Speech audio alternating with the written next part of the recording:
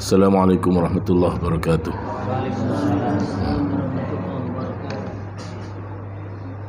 Bismillah, alhamdulillah, wassalatu wassalamu ala rasulillah sayyidina Muhammadin ibn Abdillah wa ala alihi wa sahbihi wa mawalah wa la hawla wa la quwwata illa billah ma ba'da.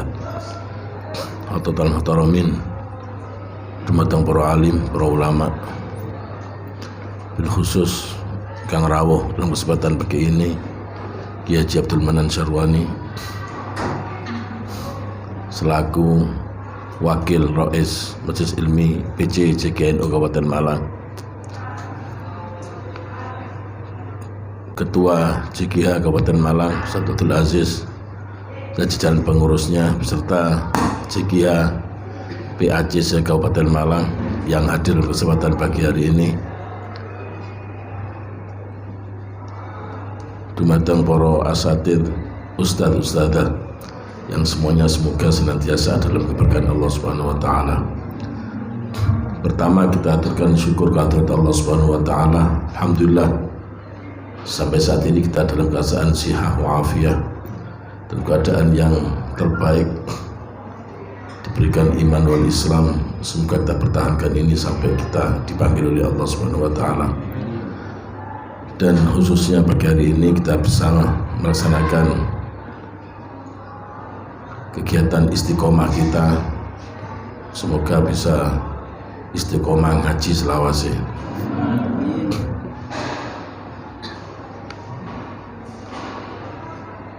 Salawat ma'assalam semoga terlimpah kehadirat junjungan kita Nabi besar Muhammad sallallahu alaihi wasallam yang senantiasa kita harapkan syafaatnya. Semoga kita semua para pejuang-pejuang Al-Quran ini kelak dia akan menjadi umatnya masuk min ahli syafaatih. Di beberapa sedang mengingatkan pentingnya kita mengaji Al-Quran dengan tepat dan benar. Itu masih belum cukup, ditambah dengan tadabbur. Ini kalau satu ayat ketika Allah berfirman menyebutkan sifat-sifatnya al-muttaqin adalah walladzina yu'minuna bima unzila ilaika wa ma unzila min qablik. Artinya semua sudah tahu. Jadi sifatnya orang yang bertakwa itu orang yang percaya kepada Al-Quran dan kitab-kitab yang sebelumnya. Kalau ngomong beriman kita pasti percaya, cuma bukti percayanya masih belum ada. Karena membuktikan kepercayaan kepada Al-Quran ini ditafsiri pada ayat alladzina atainahumul kitaba yatslunahu haqqa tilawatihi ulaika yu'minuna bih. Terus saya baca, saya teruskan itu. Alladzina atainahumul kitaba yatslunahu haqqa tilawatihi ulaika yu'minuna bih. Orang-orang yang telah diberi kitab Al-Quran dan mereka membacanya dengan haqqut tilawah, dengan sebenar-benarnya membaca, mereka itulah orang yang percaya kepada Al-Quran. Jadi kalau kita tarik kesimpulan, bukti dari percaya kepada Al-Quran dan kita membacanya dengan haqqut tilawah. Haqqut tilawah itu ditafsiri ayyashtarika fihi lisan wal aql wal qalb. Di orang yang baca Al-Quran bersatu antara lisan, akal dan hatinya. Katakan fal lisanu yurattil wal aqlu yutarjim wal qalbu yatta'id. Lisannya mentartilkan, akalnya menerjemahkan, dan hatinya mengambil nasihat. Ini bersatu semua dalam membaca. Katakan fahadzul lisan tashihul huruf bitartil, fahadzul aql tarjamatul ma'ani, fahadzul qalb al-itti'adh wal inzijar. Di bagian dari lisan adalah mentashihkan huruf Al-Quran dengan cara tartil. Bagian dari akal adalah menerjemahkan makna-maknanya. Bagian dari hati adalah mengambil nasihat dan mengambil pelajaran. Itu baru dinamakan haqqut tilawah. Dan dengan itu dikatakan ulaika yu'minuna bih. Kalau melihat seperti itu, mungkin kita semua kalau panjenengan belum haqqut tilawah. Yaitu kita proses belajar setiap saat, khususnya para pengurus ini kita belajar, nanti kita baca perhalaman Quran tuh sambil kita fahami dan kita ambil pelajaran ad-durus al-mustafadah minal ayat allati naqra'uha. Nanti kita ambil pelajaran dari ayat yang nanti akan kita baca. Itu kemudian masalah tartil itu sendiri, ke dalam Quran dalam surat Al-Muzammil Allah dawuh warattilil Qur'ana tartila. Warattilil Qur'ana tartila. Kalau belajar kitab usul fikih itu setiap fi'il amar dalam Al-Quran masih berkisar antara wujub dan nadab, masalah wajib atau sunnah, bahkan bisa mubah seperti pada ayat wakulu washrobu, itu mubah. Tetapi ketika fi'il amar ditakkiti maka tentu pada hukum wujub. Wajahidu fillahi haqqa jihadi, maka jihad hukumnya adalah wajib. Sama warattilil Qur'ana tartila, ada kan ditakkiti dengan itu maka teralak pada hukum wujub. Maka membaca Quran dengan tartil ini hukumnya adalah wajib. Dapat tartil kita sudah tahu semua maknanya adalah at-tartil tajwidul huruf wa ma'rifatul wuquf, di tajwid huruf-hurufnya dan juga mengetahui wakaf-wakafnya. Ini yang berat di wakafnya. Makanya kita musyawarah di perhalaman kita bahas wakaf yang setepat mungkin bisa untuk tadabbur itu. Itu sifatnya musyawarah. Mungkin ada saya sebagai pengantar musyawarah jadi dengan pakai usul di mana metode dan seterusnya. Kita akan kalau bisa nanti akan terbit Quran khusus wakaf tidak terbitan JKH Kabupaten Malang seperti itu. Itu sudah hasil kesepakatan musyawarah kita bareng-bareng. Dulu memang sudah dirintis mau di LPTK Jawa Timur, dulu sudah menulis Quran itu, akhirnya berhenti di tengah jalan nggak sampai selesai. Kemudian yang berikutnya lagi, nggak sekedar mengingatkan, semua sudah saya sampaikan. Termasuk keistimewaannya orang yang hafal Al-Quran, dia harus hafal ini. Kalau kita baca taklikotnya kitab Tibyan fi Adabil Hamdil Quran, semua makna Quran itu adalah maknanya ay hafidho. Seperti ini. Kalau Rasulullah bersabda, "Man qara'al Quran wa amila bima fihi albasallahu walidayhi tajan yaumal qiyamah dawuhu ahsanu min dawi syamsi fi buyutid dunya. Fama dhannukum biman amila bihi." Al-hadits atau kama qala. Di barang siapa yang membaca Al-Quran, tidak mau contoh kape iso. Jadi di situ taklikotnya dengan qara'a ai hafidha. Bidalili qaulin Nabi iqra'ul Quran fa innahu ya'ti yaumal qiyamah syafi'an li ashabi. Kan sama itu.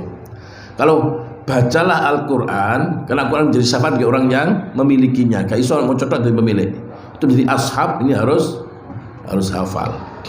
Maka itu barang siapa hafalkanlah Al-Quran, nanti Al-Quran akan menjadi syafaat bagi para pemiliknya. Jadi sahibul Quran orang yang hafal. Jadi harus samakan satu awal sani itu harus sama.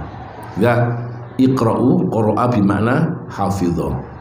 Jadi kalau ada seorang anak yang hafal Al-Quran, kemudian nggak hafal Quran dok, tapi yang berat ini wa amila bima fihi, dan anak itu mengamalkan apa yang dalam Al-Quran, maka nanti akan dapat kedua orang tuanya oleh Allah akan dikenakan mahkota. Yang mahkota ini terangnya mengalahkan terangnya matahari di rumah-rumah dunia. Maka bagaimana orang itu sendiri? Itu dan kita arahkan dalam hadis lagi keistimewaan orang yang hafal Al-Quran.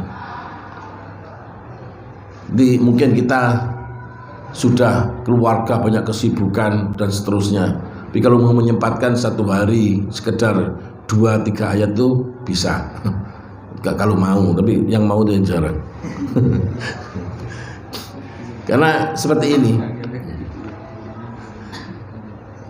Rasulullah bersabda, yuqalu li sahibil Quran iqra wartaqi warattil kama kunta turattilu fid dunya fa inna manzilataka inda akhiri ayatin taqra'uha. Jadi ketika nanti semua sudah masuk surga, untuk proses masuk surga sama.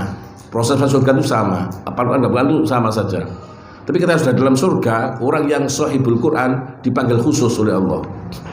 Didhawuhi oleh Allah, Iqra, bacalah, wartaqi dan naiklah, warattil dan tartilkan Al-Quran kama kunta turattilu fid dunya. Sebenarnya kamu dulu selalu mentartilkan Al-Quran tadi dunia. Itu sering saya bahas ini.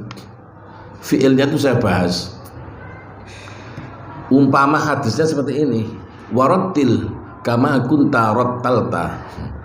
Tartilkanlah aku sebenarnya kamu dulu pernah mentartilkan. Tapi bisa cukup ya kalau fi'il madi.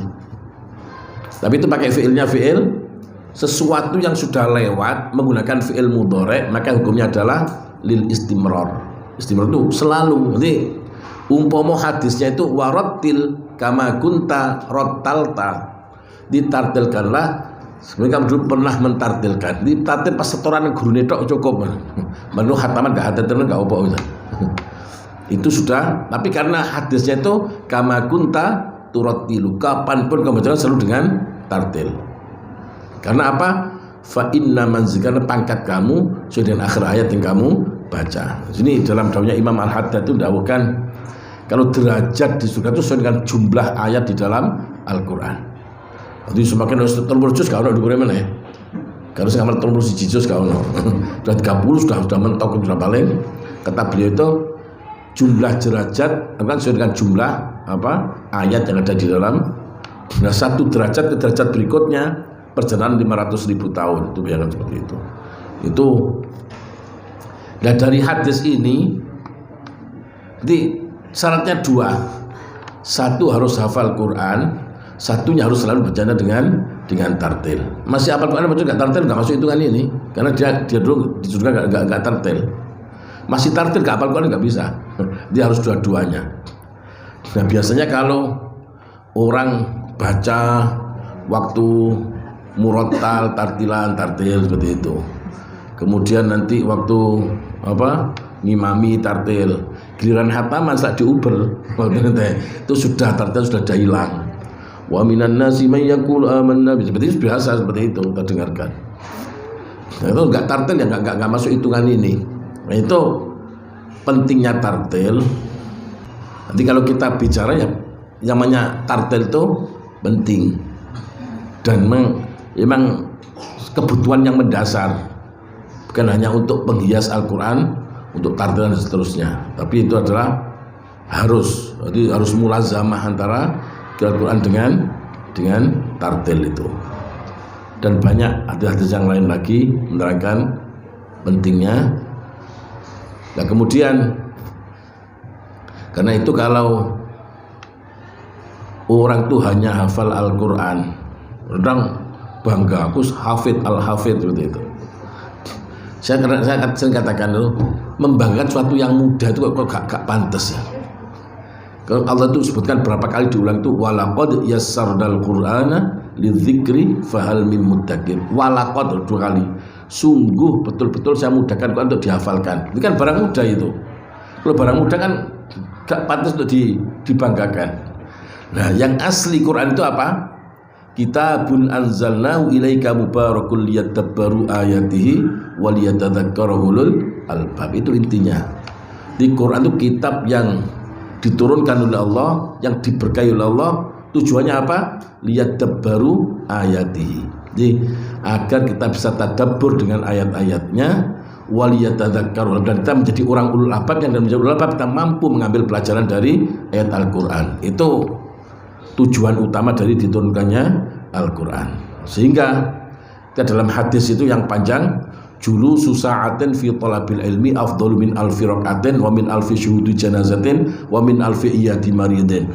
Duduk sebentar mencari ilmu seperti ini itu lebih utama daripada sholat 1000 rakaat, lebih utama daripada menghadiri 1000 jenazah, lebih utama daripada mengunjungi 1000 orang sakit. Sahabat bertanya, hatta min qiraatil Quran ya Rasulullah, sampai mengatakan orang baca Quran ya Rasulullah.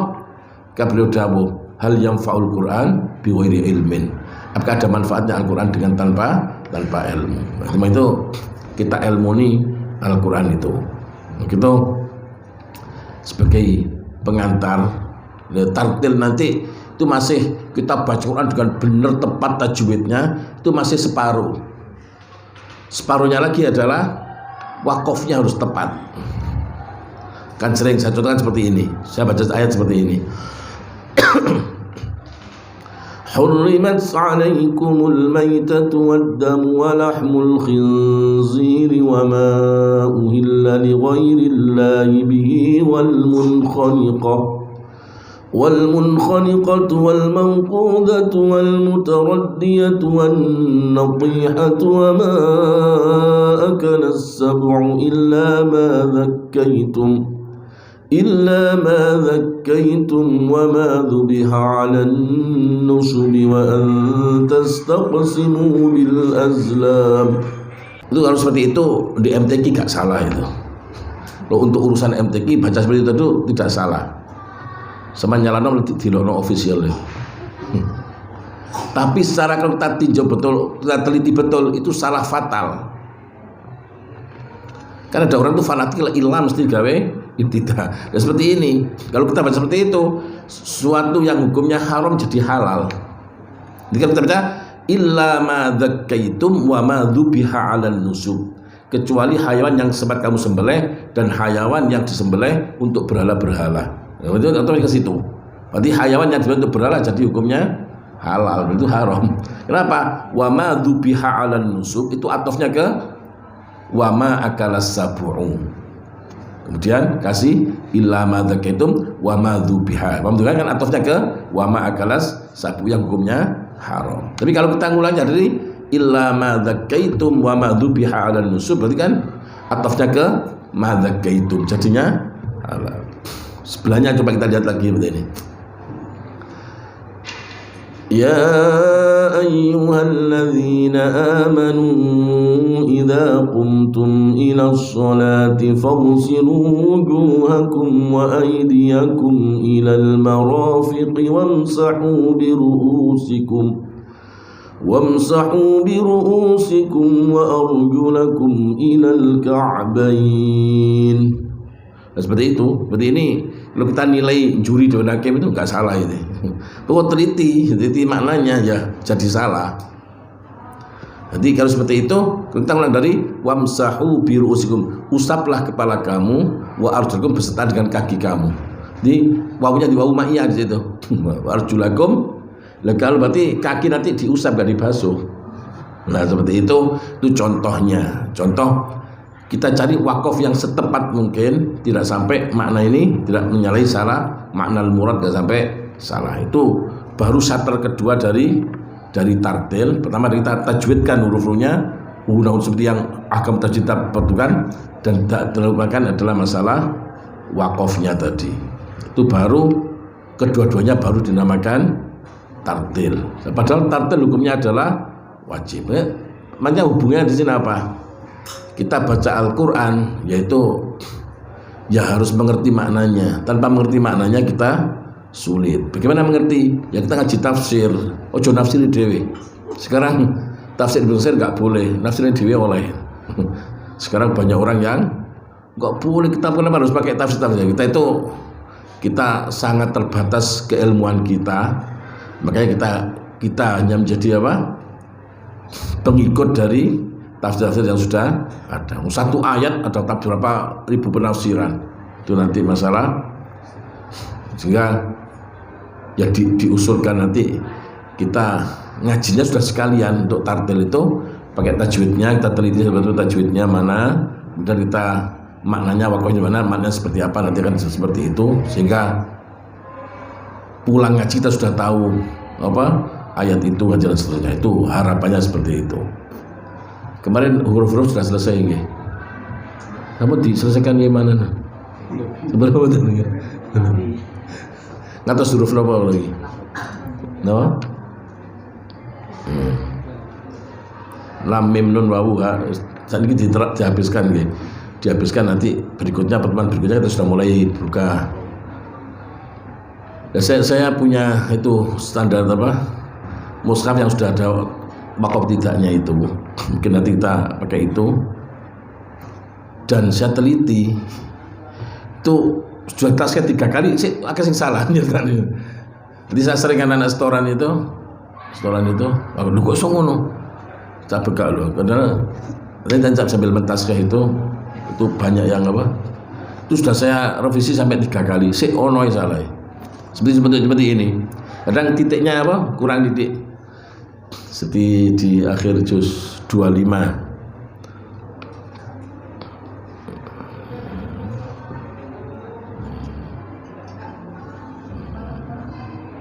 Wa ammal ladzina kafaru afalam takun ayati tusla alaikum wa idza qila inna wa'dallahi haqqun was-sa'atu la raiba fiha qultum ma nadri mas-sa'ah. Itu di tulisan itu dari fiha qultum ini artinya apa? Maksudnya dari qultum yang di percetakannya itu apa? Maju, jadi mulainya dari fiha. Itu yang seperti itu. Aduh masih salah ya apa ini. Itu di wakofannya yang sering salah seperti itu. Jadi tandanya itu yang cetakannya agak ke depan atau ke belakang. Itu sudah maknanya sudah jauh sekali. Tapi minimal kalau pakai itu sudah ada di salah-salah kita sambil membetulkan. Jadi sekali pertemuan baca 1/4 juz misalnya. Dengan kakean ya. Kalau dengan tafsirnya sekali itu ya kebanyakan mungkin satu lembar lah.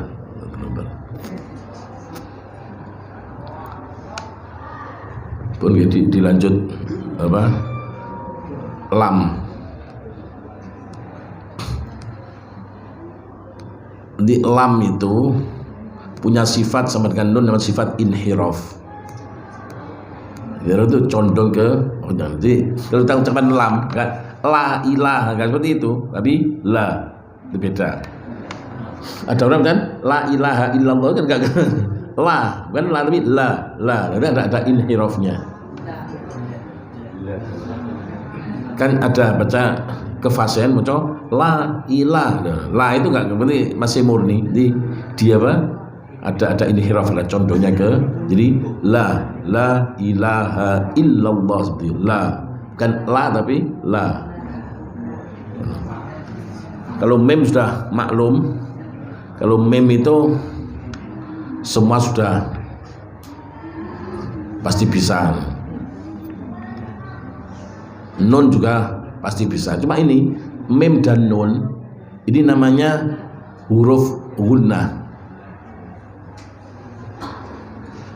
Artinya apa? Kalau kita ngaji itu hidung nggak boleh ikut-ikut. Haisum ya. Misalnya orang itu moco tapi wong bindeng itu irunge. Tapi kalau kita ucapkan nun dan mem nggak bisa tidak. Hidung mesti ikut. Coba kita hidung ditutup muni nun nggak bisa bunyi. Tak mem nggak bisa bunyi. Makanya nanti kita baca nanti kita usah terangkan ini ikhfa syafawi. Apa? Ikhfa hakiki. Ikhfa yang a'la itu. Itu pada ikhfa nanti ada ikhfa yang a'la, wusta dan adna. Itu apa bedanya ikhfa yang a'la, wusta dan itu bedanya ketika ikhfa itu harus menekan sifat yang dominan dalam huruf nun. Apa sifatnya? Sifat gunnah. Jadi seberapa kekuatan menekan gunnah itu, maka ikhfa dibagi menjadi 3. Ada yang menekan itu sangat minim. Namanya ikhfa yang adna. Jadi qaf dan kaf. Mak langsung habis dah. Min qabli min langsung habis. Itu menekannya minimal.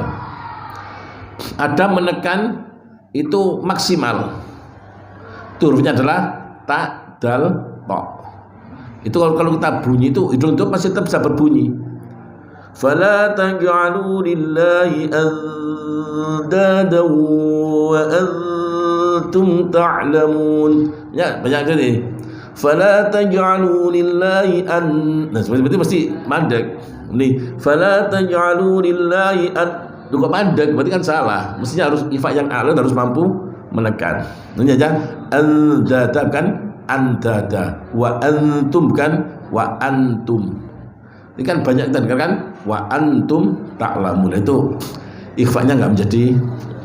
Nah, kemudian ikhfa yang wusta itu menekan separuh kemudian habis. Ya, min syarri mi loh bunyi satu harokat kemudian Nah ini dalilnya kalau kita ikhfa itu ukuran guna itu 2 harokat di sini. Pada ikhfa yang wusta itu bunyi dengan 1 harokat kemudian habis. Min syarri nggak bisa, bunyi 1 harokat. Tapi kalau qaf dan kaf kan langsung habis, langsung gitu tanpa ada. Nah dari situ kalau nun dan mim memang tidak. Mim dan nun itu adalah huruf guna. Nah, nanti makanya ada di mim itu ada nanti ada idhar wajib itu. Jadi mim ketemu fa itu biasanya kok seperti nun ketemu fa dan ada idhar dan seterusnya. Tapi istilah-istilah itu ya istilah-istilah baru. Termasuk yang di bukunya Yai Basri Alwi ada ikhfa bi maknal jadid, ya istilah baru, di kitab nggak ada istilah dari beliau. Karena seperti qadr seperti itu namanya ikhfa bi, beliau mengatakan ikhfa bi maknal, dia nggak ada, sebenarnya kitab nggak nemu itu. Seperti idhar wajib itu juga istilah baru. Istilah tajwid itu bagaimana buat istilah yang orang itu bisa cepat mengerti, itu dalam tajwid. Dalam tajwid itu sifatnya ilmunya terbatas, nggak berkembang. Karena apa? Sudah ada bacaannya baru hukumnya muncul kemudian. Beda kalau kita bicara fikih berkembang terus. Kalau tajwid ya nggak suka kemana nggak bisa. Namanya kalau kita terbatas nggak menguasai itu namanya eman-eman. Kalau nggak menjadi ahli fikih wajar, karena fikih itu meluasnya ke. Nah kalau tajwid kan pembahasannya kan sudah selesai sudah nggak ada atasnya lagi, sehingga kalau nggak menguasai kan ya eman-eman. Itu ya untuk tajwid. Nah, wawu ini juga maklum. Wawu ini ya kalau dalam pelajaran bahasa Indonesia yang bilabial itu 2 bibir itu PBM, nggak ada W. Gimana betul? Jadi belajar bahasa Indonesia itu yang di 2 bibir bilabial itu apa? PBM, nggak ada W, nggak ada. Tapi kalau dalam pelajaran tajwid wawu termasuk syafatain. Sing bener sing dia nih. Coba perhatikan bilang W tanpa menyentuh bibirnya bisa tidak? Nggak bisa. Ini beneran tajwid.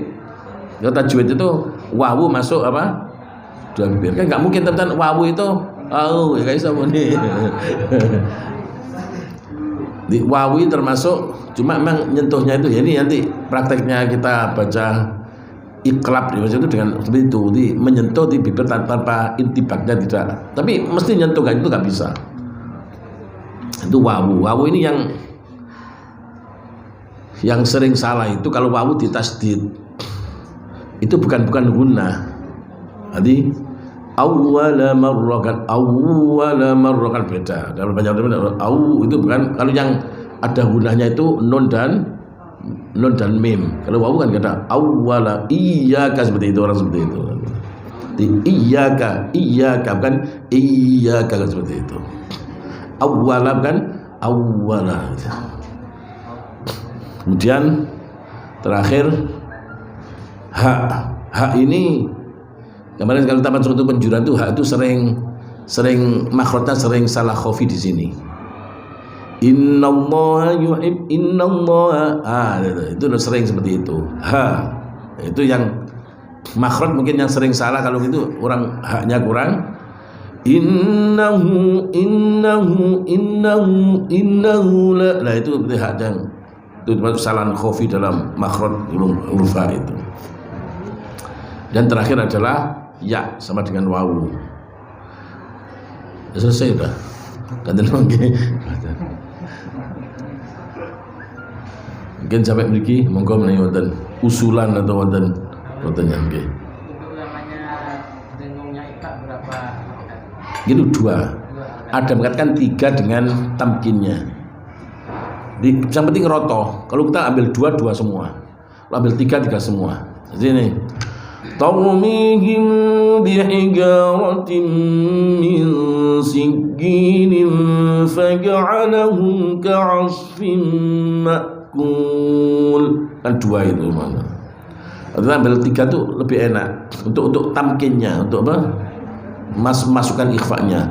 Tarmihim bihijaratin min sijjilin faj'alahum ka'asfin ma'kul. Kan semaroto apa ya? Jadi nggak boleh kita tuh yang sering terjadi itu kalau saya restoran arek-arek itu biasanya udah kurang nambahin luwe gitu, nggak pas.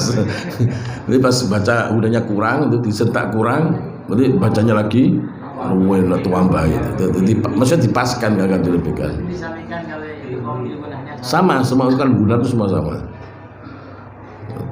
Semuanya buatan guna ini izharul gunnah kan. Di dengung itu maknanya adalah izharul, menampakkan gunnah. Kita sudah sering sebut itu bacaan gunnah. Aslinya itu bacaan izharul gunnah, menampakkan gunnah. Yang lain loh. Dipernai contoh terkatupnya bibir pada saat membaca Iqfa Safawi yang ketemu Pak. Nggih. Menawi Iqfa Safawi dua wajah. Tapi kalau iklab satu wajah. Kitab ini nun sewu, kitab Qiraatul Ashr. Ini Al-Muyassar namanya gitu. Al-Muyassar fil Qiraat al-Arba' Asyar.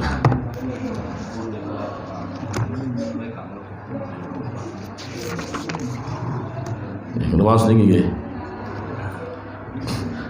Babu ahkamil mimi sakinah. Bab hukum-hukumnya mim mati.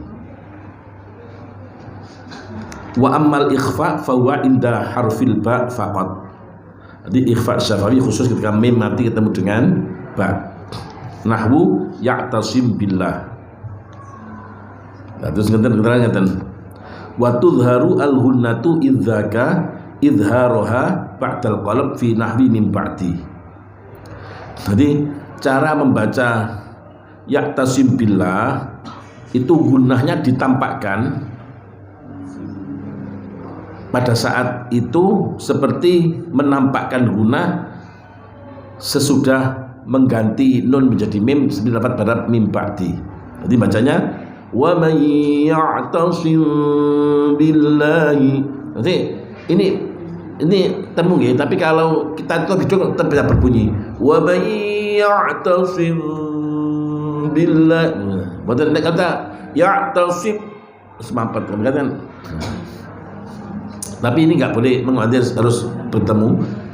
Jadi kemudian ini wa dhahaba ba'du ahlil ada ila idhariha idharon taman. Tapi ada ahlul ada ini memilih untuk mengidharkan dengan idhar yang sempurna. Jadi mim bunyi mim. Wa may ya'tasim billahi boleh. Di dua-duanya boleh. Wal wajhani sahihani ma'khudun bihima. Di dua wajah ini sama-sama sahihnya dan diambil dua-duanya. Jadi boleh ikhfa syafa'i boleh ya'tasim billahi dua-duanya boleh sama-sama sahihnya. Nah, kemudian ada katakan illa annal ikhfa aula lil ijma' ala ikhfa'iha indal qalb. Hanya saja kalau kita baca ikhfa seperti yang pertama tadi itu lebih utama karena sepakatnya ulama membaca ikhfa ketika bacaan iqlab. Jadi kalau iqlab ini ulama ijma, nggak ada perbedaan pendapat. Kalau iqlab mim ba'di harus mim ba'di. Nggak ada bacaan mim ba'di, nggak ada. Nah, ini kan pengalaman. Ini saya dulu aku biar baca ya mim ba'di itu. Pas ketika kumpul konco-konco itu aku baca iqlab gue kenapa? Selesai di mana? Nggak ngerti ya. Ditertawakan itu. Memang sing model ngono Indonesia tok.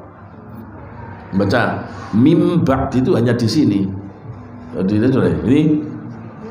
ini hanya saja kalau kita baca ikhfa itu lebih utama karena ijma sepakatnya ulama membaca ikhfa ketika bacaan iqlab. Jadi kalau iqlab wa ma tafarraqal ladzina utul kitaba illa min ba'di ma ja'athumul bayyinah, harus seperti itu, nggak ada dua wajah.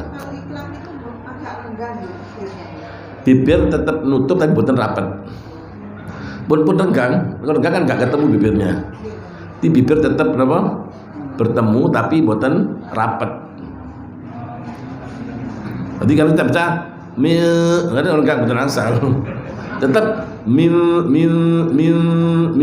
kan ketemu niki. Cuma kan boten rapat. Kemudian wa'ala ikhfa'iyya fi madhabi Abi Amrin halatal idgham. Juga ini alasannya kenapa lebih utama dibaca dengan ikhfa, karena sama dengan kita idgham kabir ketika bacaan dari susi, ketika ada mim ketemu ba. Nah ini yang belajar qiraatnya susi nggak boleh. Wallahu bi'a'lam bisyakirin, nggak boleh, harus baca kan bi'a'lam bisyakirin, harus seperti itu. Bi'a'lam bisyakirin. Itu kabirnya siapa? Susi seperti itu. Ini biasanya diucap bi'a'lam juga gak disalah no, tapi sebenarnya mestinya itu bacanya harus dengan ikhfa. Ngoten nggih. Masalah kalau iklab satu wajah harus apa? Intibak ghairu tam, intibak menutup tapi buatan sempurna. Yang lain enggak. Bisa gantian Pak Aziz. Mencekap nggih. Mencekap insyaallah mugi manfaat. Kok istiqomah ya akad wage, mestinya lek mun akad wage kita kosongkan jadwal, ya kan? Tenggeruk ngapunten insyaallah enggak ada lagi nanti. Dan akad wage udah kita ngaji bareng-bareng. Ngaji itu sifatnya musyawarah, ya betul-betul. Jangan satu arah dikurang, jangan boten, tapi kita akhirnya itu dua arah. Yang ada nanti ada masukan bacanya seperti ini, kita akan lebih sempurna. Wallahu ta'ala Al-Fatihah.